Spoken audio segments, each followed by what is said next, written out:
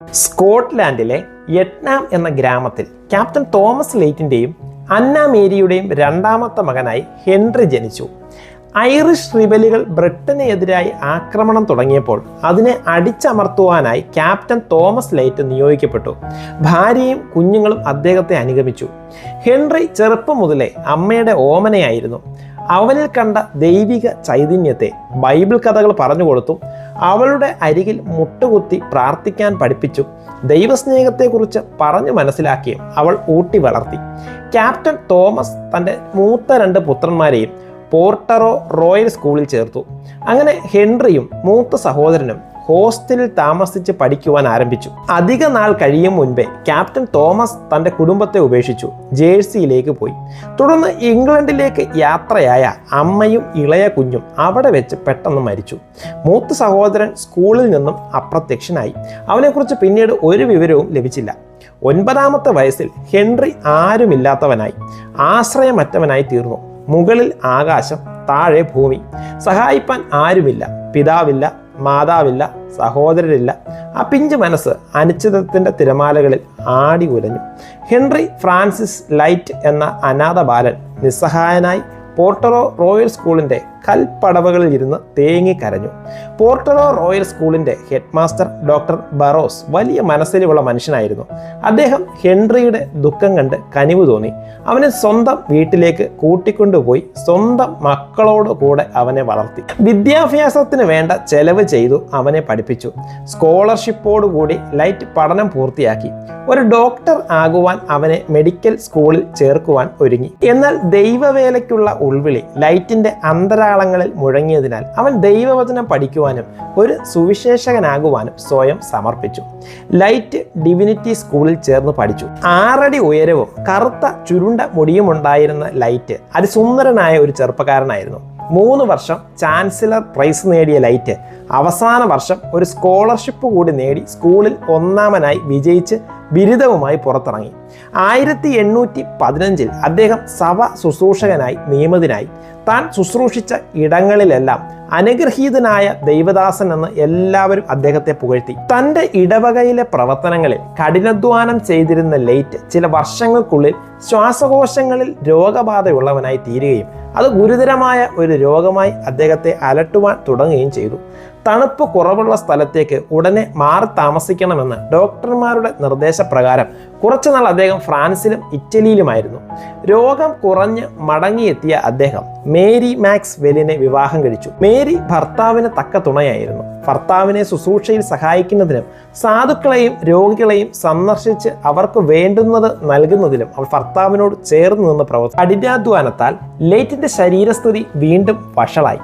ക്ഷയരോഗം അദ്ദേഹത്തിൻ്റെ ശ്വാസകോശങ്ങളെ കാർന്നു തിന്നുവാൻ തുടങ്ങി. തൻ്റെ ശരീരം നുറുക്കപ്പെട്ടുകൊണ്ടിരിക്കുമ്പോഴും ഇംഗ്ലണ്ടിൻ്റെ തെക്കേ തീരത്തുള്ള ബ്രിസ്ഹാം എന്ന കൊച്ചു മുക്കുവ ഗ്രാമത്തിൽ തൻ്റെ സഭയിലെ ജനങ്ങളുടെ ക്ഷേമത്തിനായി അദ്ദേഹം ഏറെ അധ്വാനിച്ചു. മീൻപിടുത്തത്തിന് മുൻപ് അവരെ പ്രാർത്ഥിച്ചയക്കുവാൻ, മീൻപിടുത്തം കഴിഞ്ഞ് അവർ സുരക്ഷിതരായി മടങ്ങിയെത്തുമ്പോൾ അവരെ സ്വീകരിച്ച് പ്രാർത്ഥിക്കുവാനും അദ്ദേഹം കടൽക്കരയിൽ എത്തുമായിരുന്നു. ലൈറ്റ് തീർത്തും അവശനായി. സകലവും മറന്ന് ദൈവരാജ്യത്തിനു വേണ്ടിയുള്ള അധ്വാനം അദ്ദേഹത്തിൻ്റെ ശരീരത്തെ ആകെ തളർത്തി. ഇതിനാൽ ചുരുങ്ങിയ നാളുകൾ മാത്രമേ ഈ ലോകത്തിൽ ഇനി താൻ ജീവിക്കുകയുള്ളൂ എന്ന് ലൈറ്റിന് മനസ്സിലായി. ഒരു സായം സന്ധ്യയിൽ പ്രാർത്ഥനയ്ക്കായി തൻ്റെ ബൈബിൾ അദ്ദേഹം തുറന്നു. ജനാലയിൽ കൂടി വീശിയടിച്ച തണുത്ത കാറ്റിൽ ബൈബിളിൻ്റെ താളുകൾ താനെ മറിഞ്ഞു. താൻ ഏറ്റവും പ്രിയപ്പെട്ടിരുന്ന വചനഭാഗത്ത് പേജുകൾ വന്ന് മറിഞ്ഞു നിന്നു. ലൂക്കോസിന്റെ സുവിശേഷം 24-ാം അധ്യായം 29-ാം വാക്യം, ഞങ്ങളോടുകൂടെ പാർക്കുക, നേരം വൈകി അസ്തമിപ്പാറായല്ലോ. ആ സായാഹ്നത്തിൻ്റെ പ്രശാന്തതയിൽ ലൈറ്റ് ആ വാക്യങ്ങൾ ആവർത്തിച്ച് വായിച്ചു. ദൈവിക സമാധാനത്തിൻ്റെ ഒരു ശാന്തമായ പ്രവാഹം അവൻ്റെ ഹൃദയത്തിലേക്ക് ഒഴുകിയെത്തി. ബ്രിസ്ഹാം കടൽക്കരയിലെ ആ സന്ധ്യയിൽ അസ്തമയ സൂര്യനെയും തിരമാലകളെയും നോക്കി അവൻ മെല്ലെ നടന്നു. യേശുവിൻ്റെ സാമീപ്യത്തിൻ്റെ മാസ്മര ശക്തിയിൽ തൻ്റെ ദുഃഖങ്ങളെല്ലാം അലിയുന്നതായി, രോഗത്തിൻ്റെ ഭാരങ്ങളെല്ലാം നീങ്ങിപ്പോകുന്നതായി അവന് തോന്നി. തൻ്റെ മനസ്സിനെ നിറച്ച സമാധാനത്തിൻ്റെ ബീജികൾ അവനൊരു കടലാസിൽ ഇങ്ങനെ പകർത്തി: abide with me, fast ടേൾസ് the even time. അനേകം വർഷങ്ങളായി ലോകത്തിൻ്റെ വിവിധ രാജ്യങ്ങളിൽ ആയിരങ്ങൾക്ക് ആശ്വാസമായി സ്വാന്തനമായി ഉയരുന്ന അനുഗ്രഹീതമായ ആ ഗാനത്തിൻ്റെ ഈരടികൾ അവിടെ രൂപം കൊള്ളുകയായിരുന്നു. കൂടെ പാർക്ക, നേരം വൈകുന്നിത. ആ ഗാനം എഴുതി കഴിഞ്ഞ് ലേറ്റ് 1847 സെപ്റ്റംബർ മാസം ഫ്രാൻസിലെ നൈസിലേക്ക് യാത്രയായി. യാത്രാമധ്യേ ആ ഗാനത്തിൻ്റെ അവസാന മാനുസ്ക്രിപ്റ്റ് അവിജ്ഞനിൽ നിന്നും തൻ്റെ ഭാര്യയ്ക്ക് അയച്ചു കൊടുത്തു. ഇനി തനിക്ക് ഇംഗ്ലണ്ടിലേക്ക് മടങ്ങി വരുവാനാവില്ല എന്ന് മനസ്സ് തന്നോട് മന്ത്രിച്ചു. അദ്ദേഹം നൈസിൽ എത്തി തൻ്റെ രോഗം മൂർച്ഛിച്ചു. 1847 നവംബർ മാസത്തിൽ ഹെൻറി ഫ്രാൻസിസ് ലേറ്റ് കൂരിൽ കടന്ന് തേജസ്സിൻ്റെ ശോഭനമായ തീരത്തേക്ക് പോയി.